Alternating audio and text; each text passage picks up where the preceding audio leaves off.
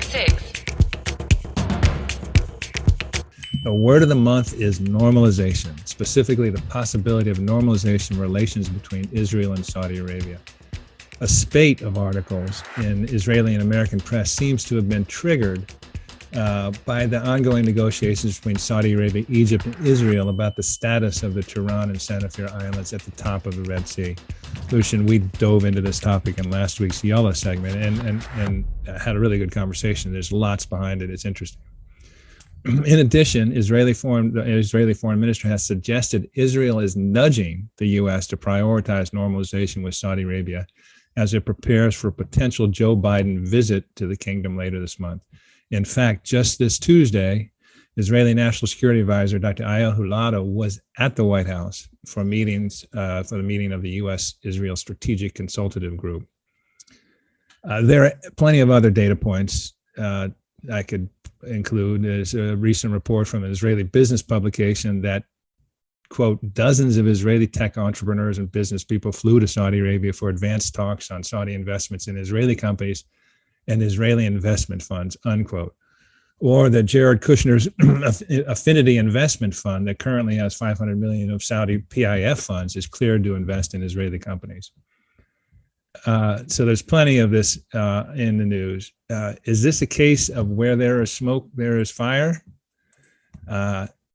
Yes and no. I happen to think normalization between Israel and Saudi Arabia is inevitable, but it won't happen soon. Why? It will take a very long time and a lot of work to grind down the sticking points between Israel's aspirations and Saudi Arabia's needs. And what do I mean by this? Israel has long sought fully normalized relations with all states and places particular value on Arab states. It has cold treaties with Egypt and Jordan, and with the 2020 Abraham Accords, added normalization agreements with Bahrain, the UAE, Morocco, and Sudan. Saudi Arabia remains the crown jewel, though. This is not only because of its leading position within the Arab and Muslim worlds, its wealth, markets, and investment potential, but also because it has been a long-time and staunch proponent of Palestinian rights. In fact, as we know, the standing offer from Arab states to Israel on the matter of Palestine is known as the Saudi Initiative. It was introduced as the Abdullah Plan in 2002, named after former Saudi King Abdullah, and it was reaffirmed in 2017 by the Arab League. The Saudi Initiative offers Israel normalization of relations with the entire world, so a blanket offer. It's very short, by the way. It's like 10 sentences, so it's pretty concise. The caveat for Israel is in return for this blanket normalization is full withdrawal by Israel from the occupied territories, including the West Bank, Gaza, the Golan Heights, and Lebanon, a, quote, just settlement, unquote, of the Palestinian refugee problem, of which, by the way, there are 5.6 million registered Palestinian refugees. And finally, the establishment of a Palestinian state with East Jerusalem as its capital. Now, everything is negotiable, and there may be some change, but after 55 years of conflict and occupation, Israel is not going to move very far in any of these three issues. And why would they? With U.S. support, they have effectively fended off real concessions for decades while slowly picking away at Arab solidarity with agreements now in place with Arab League members Egypt, Jordan, Bahrain, the UAE, Morocco, and Sudan. Saudi Arabia, however, is a bigger challenge.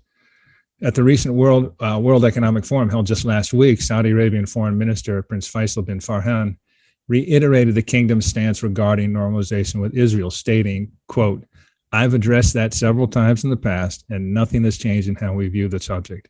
I think we have always seen normalization as the end result, but the end result of a path. Full normalization between us and Israel will bring immense benefits. We won't be able to reap those benefits unless we address the issue of Palestine, unquote. So Israel aspires to normalization with key Arab neighbors, preferably, and we've seen this pattern repeatedly, preferably without giving up anything with regard to the Palestinians. What does Saudi Arabia need versus Israel's aspirations? As devoted as it has been to the Palestinian issue, the kingdom has increasingly more pressing security issues and priority economic goals. The kingdom and Israel are aligned with regard to this assessment of Iran as the critical threat in the region. And for Saudi Arabia, there is a meaningful security benefit to normalization with Israel.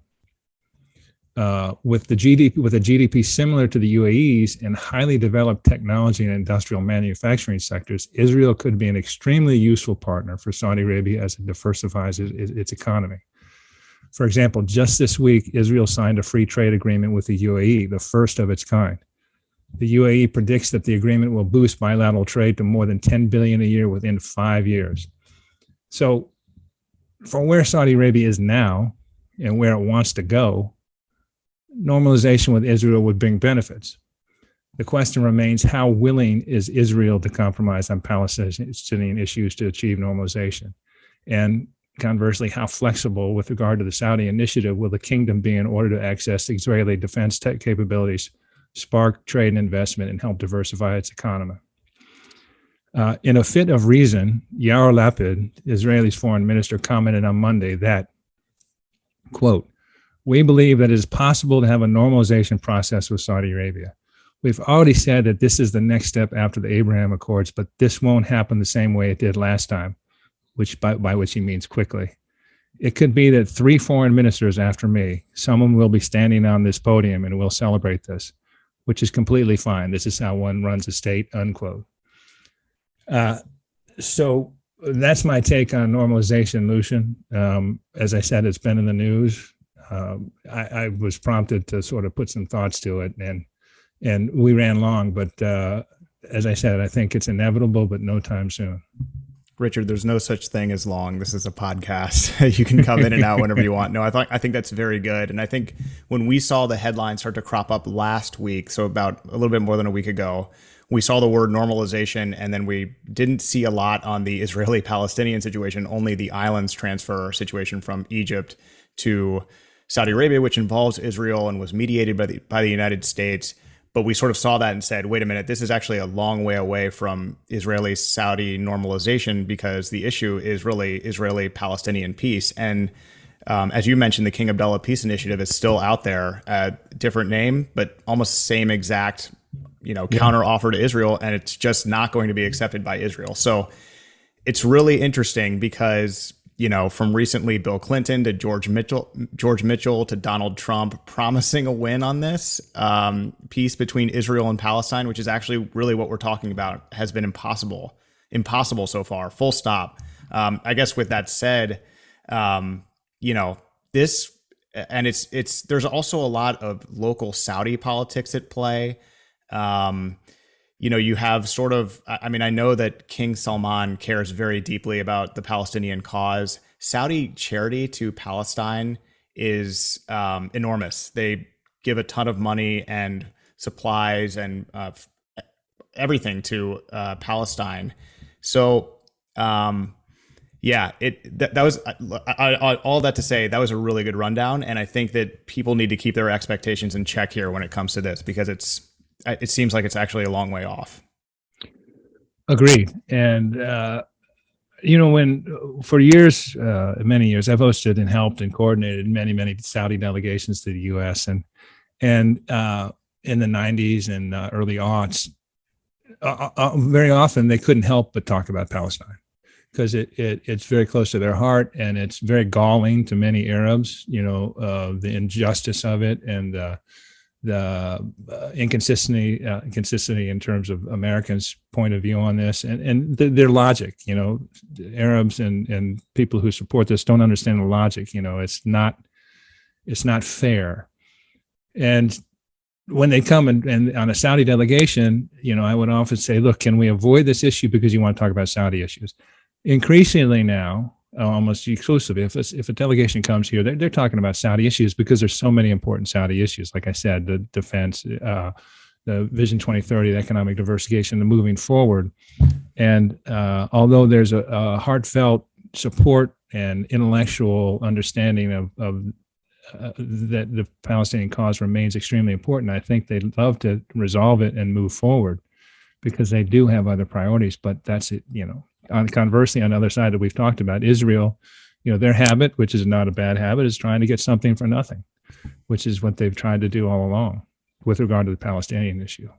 Richard, I sent you a meme yesterday, the trade offer meme, which is going around the internet these days. And the joke was essentially, what is it that Israel is really willing to offer in exchange for normalization with Saudi Arabia? And that's sort of what I think both of us are sort of looking at and saying, what can they offer? Rhetorical question, but what is on the table here? If that's, I mean, Saudi Arabia is not really even admitting that they're having backroom talks with Israeli officials. I mean, they're not even saying that they're actually talking. So I don't know. It seems a little far off. Well, and also it's an interesting article and by the Carnegie Endowment sometime back, and it's talking about normalization. And this is a direct quote from it. Quote, normalization is not simply a top-level exchange of officials. Rather, it's a public-to-public engagement. Decades after the Egyptian peace accords, people-to-people normalization does not exist, and relations remain quite cold on a cultural level. The same is true for the Jordanian peace accord signed in 1994. Saudi Arabia is very cognizant of that. You can make a political deal, but if your society and the general sentiment is strongly negative, it's problematic. And I think that's going to be something they run into if they try and do a deal with Israel. It'll take a long time at that public-to-public engagement level. I think it probably is going to be different in UAE, just because it's a much smaller state, different proposition. Saudi Arabia has different considerations.